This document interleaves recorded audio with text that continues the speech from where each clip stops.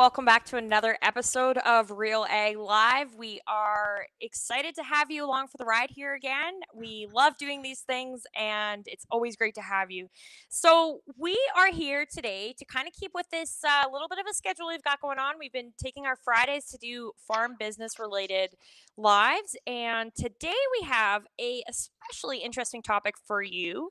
We are going to be talking about benchmarking. Now, our guest may differ that it is not so exciting, but as we said kind of in the pre-interview, it's a very important topic, and it's very great to be able to talk about it. So I'll bring our guest in here today. We have Maggie Van Camp, who is a national agricultural lead with BDO. How is it going today? Hi, Kara. I'm fine. I'm actually here on my farm in Blackstock, Ontario. So we were Beautiful day just here on the trail. absolutely. Are you guys still having higher temperatures, or has it dropped back down? It's a little cooler now, but great harvest weather. Oh, that's awesome to hear. And you are a chicken farmer as well. Can you tell me a bit about your operation? Actually, I get 30,000 birds on Saturday. Just baby chicks come in, and then we raise them for meat. Okay, awesome. So, as I said, we are here today to talk about benchmarking. We might need to take a step back here for our audience. Can you tell us a bit about what benchmarking is? Benchmark is basically comparing. So you set a benchmark and compare yourself to that. Everybody benchmarks all the time. I mean, we don't really know we're doing it. It's often casual. It can be, coffee shop chats, but formalizing it and doing it for financial benchmarks is what BDO has been doing. And I think they've done an exceptional job of creating some strong financial benchmarks for the Canadian farmers. So, why would anyone, like you said, we do this on a day to day basis. We're always comparing ourselves, our operations to other things, but why would anyone want to do this on their farm, and why would it be important that they do it? Well, our benchmarks actually allow our farmers to focus on what's important. It's sort of like raising a red flag over a part of their farm that needs to improve, or a green flag over a part of their farm that is, very successful and should be expanded. So it allows us to do that. It allows us to compare ourselves historically over 5-year trends. So we can compare not only against ourselves, but we compare against like farmers and the industry as a whole. So, how often should somebody actually be benchmarking if they're, yeah, like, is this something they should Yeah. be doing once a year, more often than that? Well, I think, the calendars would say come and benchmark every single day of the week. But the reality is that it really depends what you're benchmarking. When you're looking at your financial statements once a year, I would suggest that's a really good place to start. That's how we created it. We started out years ago with Dr. Larry Martin, just to give you some background. Dr. Martin created 4 ratios that he wanted to compare for his C team program, which is like a doing a CMA or a master's in economics or for farmers, basically, or an MBA for farmers, I should say. Anyway, he created these 4 ratios or focused in on them as key components. And now, so he took that, tested it against some of our farms. This is 5 or 6 years ago. It worked. And then we started kind of scaling it up so that now we have thousands of points of data that are anonymously and privately collected. And we can come out with benchmarks for the industry that really help people make decisions. So, when producers are looking at benchmarking, can you talk about the importance of maybe looking at farms that are in the similar financial situation as yours versus looking at, if you're a small farm, looking at the bigger farms or vice versa? Yeah, scale matters if you want to get into that detail. The biggest place to start is to compare against yourself. So I know that because I sat down with my accountant and we went through 5 years of data and kind of showed my own trend lines over the last 5 years in gross margins, for example. And we looked at that and said, okay, well, what changed 2 years ago? And what improvements did I make, or what happened, what story was behind those numbers. So it can actually make your numbers come alive. And so you can understand and make real decisions on them. So it doesn't matter if you're a small farm, if you're a big farm, if you're growing or not, it tells a story and helps to give you some very objective numbers to make your decisions on. So, Now is you there other can, we things you? can circle down, sorry, we can circle down into Oh, smaller you're good. groups or specific sectors as well. Um, and so we can create that for individual sectors, for potatoes. If we wanted to do some benchmark for potato growers in Manitoba, then we could do that for the potato growers out there. And of course, more data, better quality of benchmarks. So, why did you see this? I mean, you've discussed the importance of benchmarking, but why did you guys really feel this was important for the industry and that it was something that really needed to be looked into? Well, I have to give full creds to Dr. Larry Martin. I think that's where he really said, "Wow, we don't have good financial benchmarks for farmer A to compare to farmer B. Like we just didn't have anything out there. We were so focused on production that we didn't actually look at improving the bottom line. So this actually is enabling us to look at operations and connect it to the end profit, the bottom line at the end of the day. And that's where really strong decisions can be made. So, is benchmarking just financial, or are there other things you can benchmark against? Oh, you can benchmark anything if you want to, the length of your hair for that matter. But again, not all benchmarks are created equal, right? So it sort of depends on the amount of data that you have in the database to be able to compare against. So I'm really confident about our benchmarks that we create because there's literally thousands of that is data points across Canada. So we have a geographic spread, and so it makes our financial benchmarks, which is what we have. We're an accounting firm.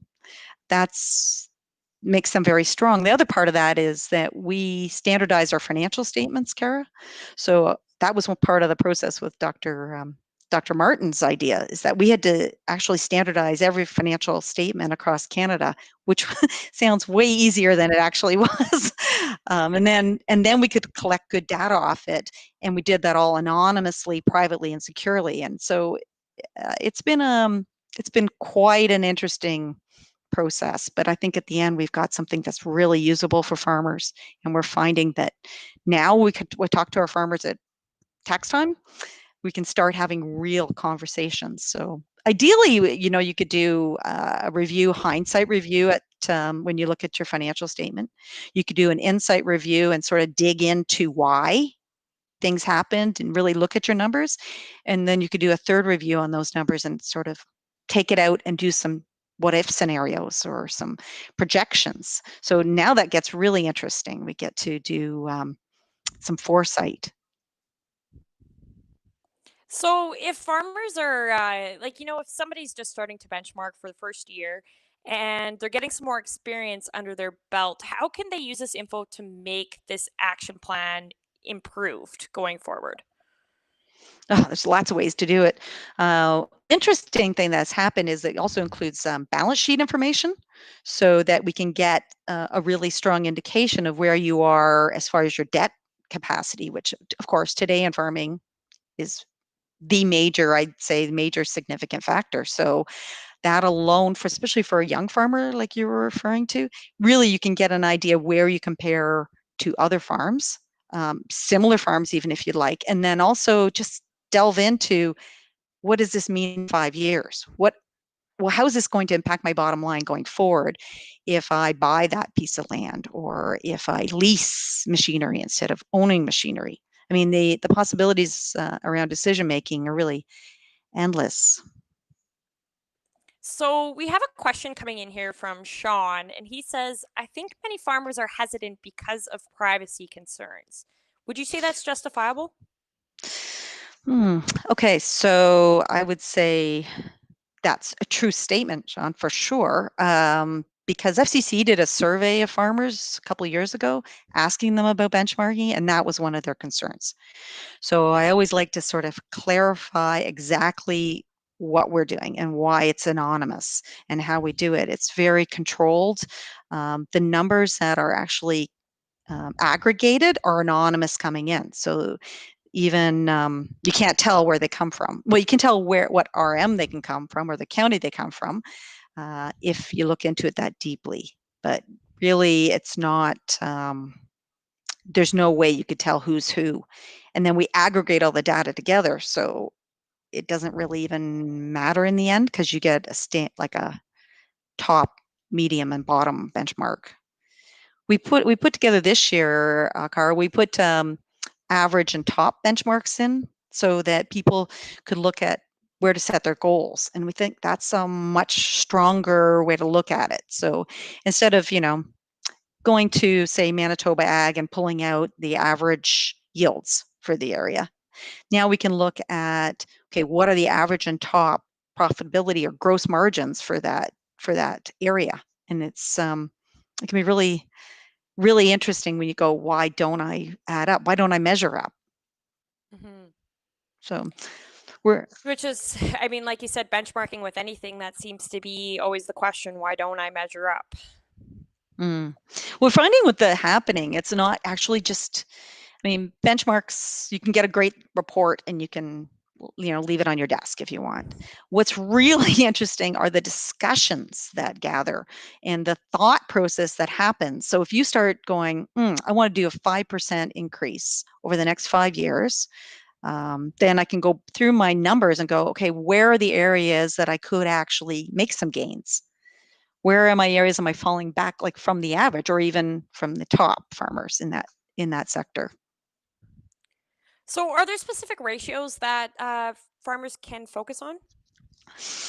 Well, thank you for asking that, because that's part of the learning process and making people comfortable about it, because that's one of the reasons farmers don't want to benchmark, is it sounds really confusing.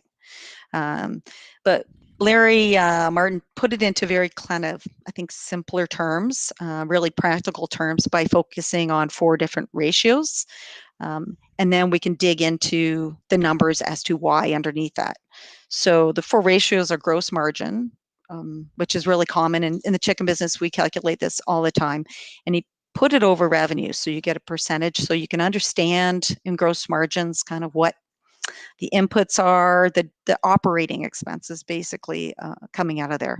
There's contribution margin, which is what is left after you pay the variable and input operating expenses. So it's things like your labor and machinery costs.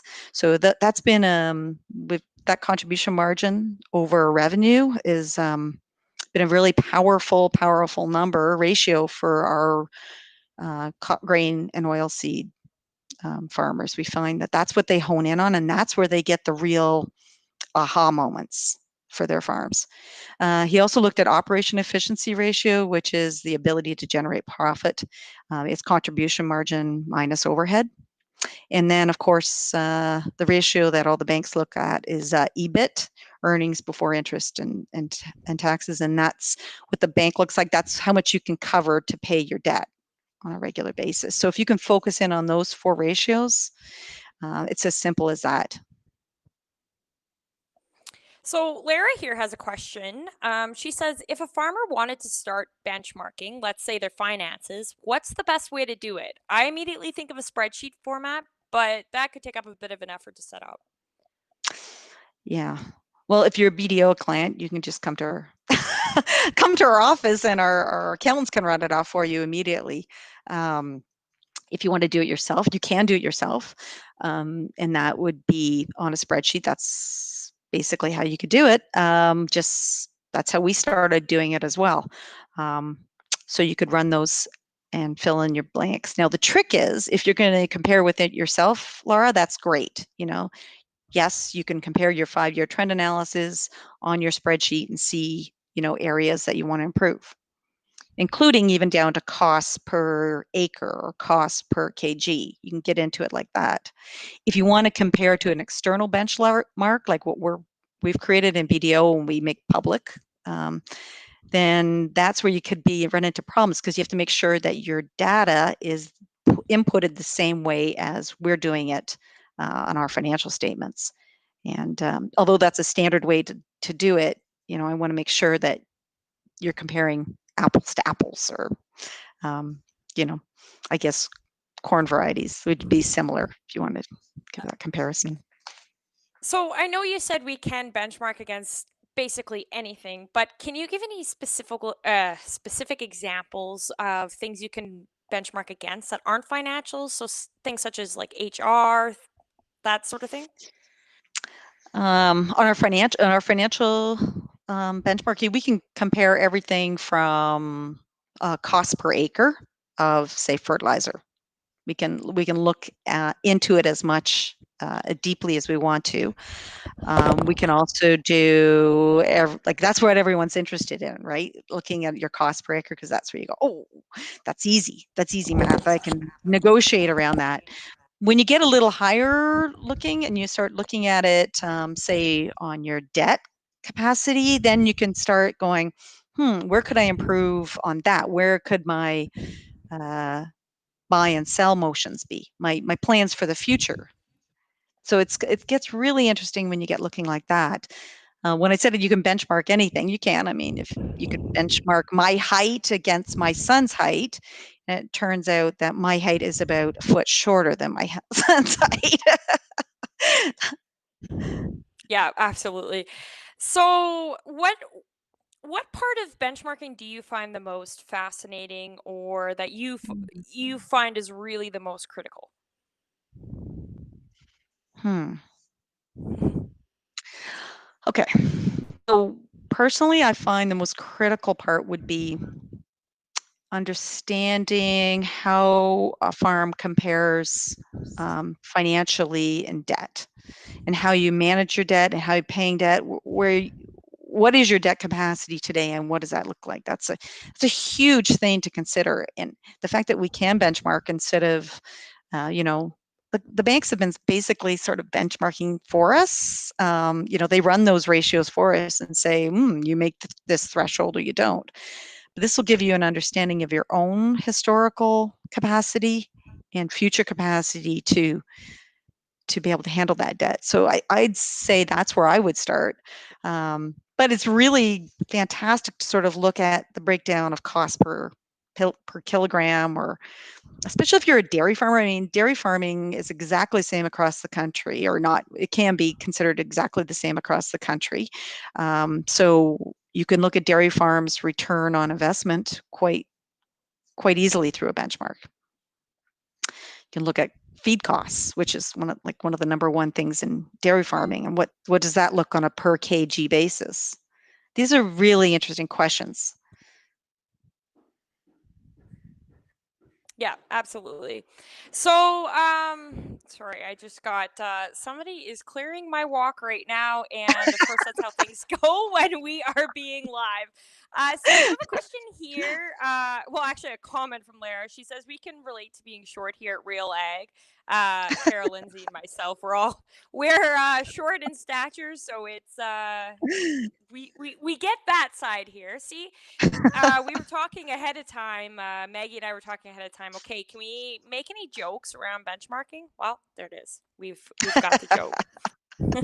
You can't manage what we don't measure, and I think we do a really good job at measuring yields. We do a really good job at measuring not only like production numbers. Like, I know exactly how much my birds weigh when they go out, but we don't really tie that back often to our profitability, especially year over year profitability.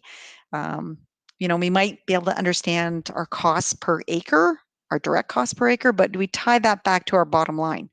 Not very often. And I think this is the way of the future, making decisions that are data based. And that's really exciting. I think that's the next big item in Canadian agriculture. We're already seeing it make leaps and bounds. So another question. Once I have the ability to benchmark and I get some data, what are some action steps to put together a plan of action? Like, what are your Mm. recommendations? Can you walk us kind of through what that looks like? Well, I think you should start by sitting down with someone, if you can, or looking at them intently and going, what are my red flags? Let's start with that. Let's start with what are the things that are showing up in these benchmarks that mean something. Then ask your question, why? And of course, then is the next step. That would be the insights. And then the next step would be to look at, how can I solve this? What can make me improve? I don't know if you're familiar with the 5% increase or improvement theory, that you can increase by 5%, and what that means.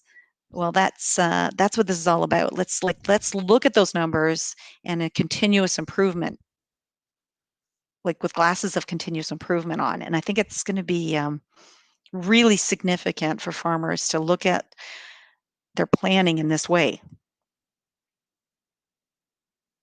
Let's plan for success, right?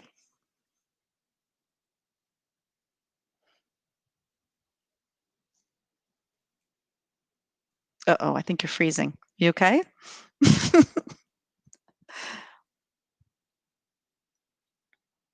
I mean, one of the things that we deal with on a regular basis is, of course, all the factors affecting farming, right? You can't predict the weather, you can't predict this COVID situation, you can't predict really a lot of factors that go into farming. What we can predict is, looking at enough data over a long enough period, you can kind of see trends, and you can see where you can make small improvements regardless of what the weather is, where maybe we can improve. So let's really look at that. One of the things of big interest and big aha moments is machinery. What should be your replacement strategy around machinery? And I think we're moving ahead in developing that and really asking some good questions. And maybe potentially we could create an algorithm that would predict when you should be replacing them. Uh-oh. Are we running out of... it's cutting out. I was frozen on my end. I just kept talking. Welcome. Can you hear me now? I love rural internet. I can't wait until they fix this.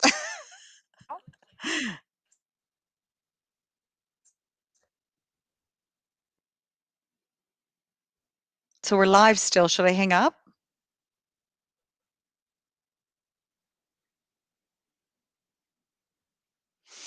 Okay, Kari.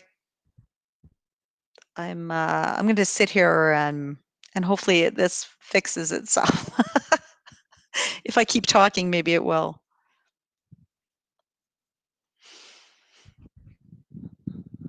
We are actually speaking about this topic, and when I say we, I'm moderating a panel with Dr. Larry Martin and Lisa Kemp, who's an accountant in Lindsay, Ontario, who's actually been the head of BDO's benchmarking project from the get-go. She's completely immersed in it, and is going to present and give a sneak peek of the results from the latest results, with reports coming out in January. Then we're also having Matt Penner, who actually was the original guy who created the template for our benchmarks. And Matt's from Winkler, Manitoba, and he's going to talk about how farmers are practically using it. So I hope that's on at Ag Excellence. You can register for free at Farm Management Canada's website. And right now, I guess there's over 500 people attending. So really excited to be part of that event. And after, if you want, you can actually access that presentation and the slides if you contact me directly. Or I think we'll have it on www. There's Shane. Hey, Maggie, how are you? Yeah, I just dropped off the side of the earth, I think. Yeah, well, Kara's got a really bad connection right now, so sorry about that. I just kept rambling. I hope that was okay. It was all good. It was all good. So, hey, question for you is, once I get my benchmark, I think Kara had asked this, but I think she kind of dropped out. I think, one of the things that people struggle with is, okay, now I know I know the trend. I maybe got some results for maybe a couple years. I've been comparing against a regular population, a regular sample. Now what do I do? Like, how do I put an action plan into place and kind of really get rolling? Yeah, the actions are in the details, I think. How simple that is, but it's not in, say, the general ratio benchmark on gross margin. It's when you delve into that and ask the question why. And then you can see, well, these are the areas that I'm falling behind in, or this is, oh man, so for chicken production, I'm seeing my propane costs have gone up 5% over the last 5 years. Why is that? You can really start looking at those kind of questions. Good example, Sean, was that recently one of our accountants was reviewing these benchmarks with a farmer that had bought a marginal piece of land in Eastern Ontario. And they had just been holding on to it and paying for it, and it wasn't producing enough for them. And they couldn't understand why at the end of the year they didn't have enough profit to share among their family. And then they realized when they looked at that number of EBIT that they were actually being drained by this strangely undrained piece of land. So, like those kind of decisions can come out on an individual basis if you're willing to look at the numbers and you understand them. Question here from Ken. So do you do the benchmarking as an addition to the work my accountant does, or do you have a third company, a third party do all the benchmarking? We do it ourselves. What we found is that we can do it ourselves because we have it in a template system that the individual accountant can look into it, so you can have better discussions. So if we house that out, even anonymously, then it just doesn't have the same sort of discussion. And that's where the real power is can you sit down with your accountant and you have a really strong discussion about why your, for example, contribution margin is high. Then then that accountant can understand, well, you bought a tractor last year. Well, let's look at that. What is that value worth? Why is that impacting, or how is that impacting your farm? And what's the long-term strategy for that? Mm-hmm. So it really is a discussion starter. That's what we found, or a thought-provoking starter. So yeah, I think Kara mentioned this too, or asked this question too. But I was thinking about, a lot of times we get trapped into just the financial benchmarking aspect because, numbers are easy to compare. But I think, one of the things that farmers really struggle with, I think most entrepreneurs struggle with, is something like HR. I think a lot of benchmarking in HR is actually of great value because, it's like, what do you have for a benefits plan? How do you handle when this happens? What is your recruiting practice? Are you accessing temporary foreign workers? Are you using only locals?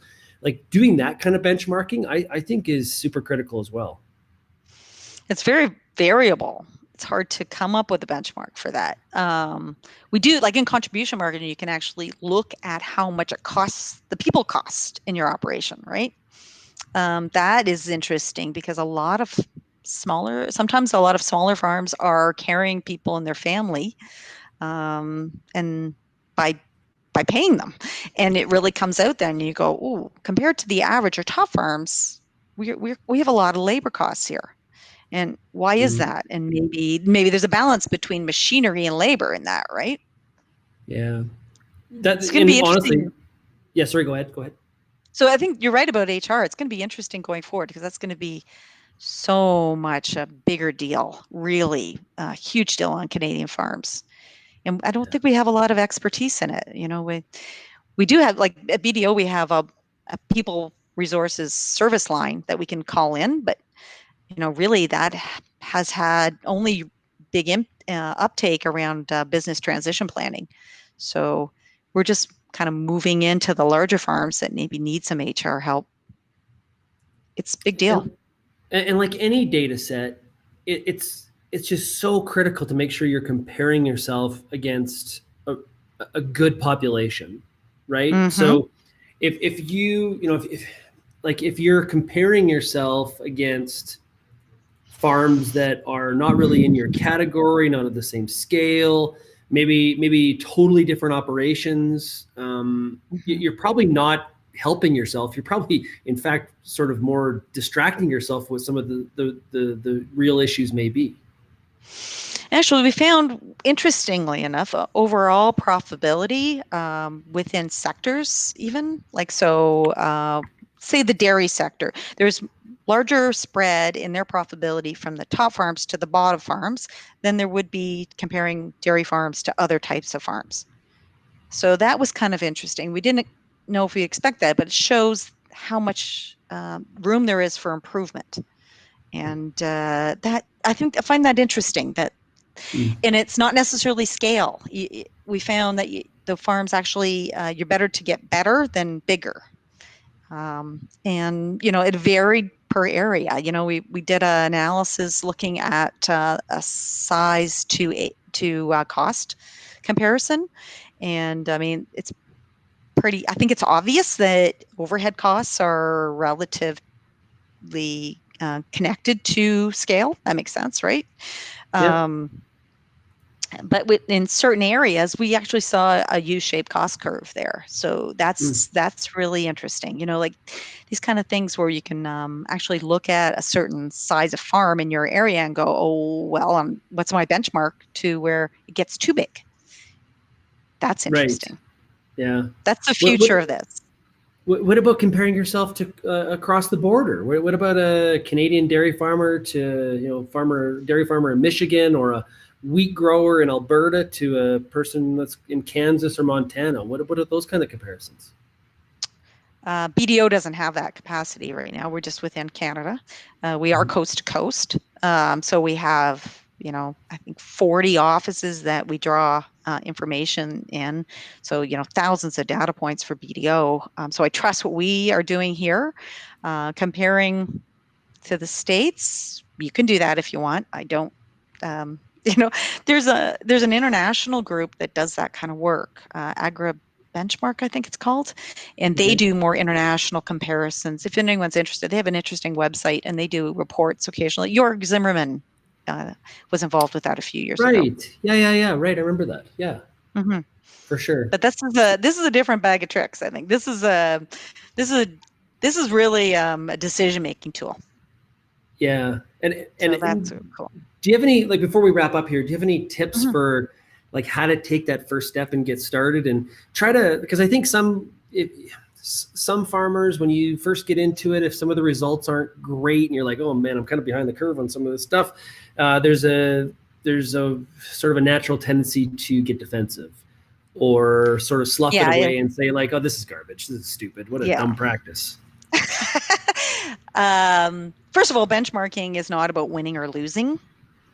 This is about getting better and making better decision based on numbers. So let's put aside the sort of benchmarking as a game. It's not. This is not a win-lose. This is a way to actually analyze your numbers in a way that's effective and objective and gives you the ability to plan ahead, which is amazing. And someday, Sean, I hope shortly we are able to actually go through what if projections with people and be able to do that. We can do it on a one-on-one basis now, but it'd be really interesting if we could eventually look at data and go, okay, what are our projections going to be over the next 5 years?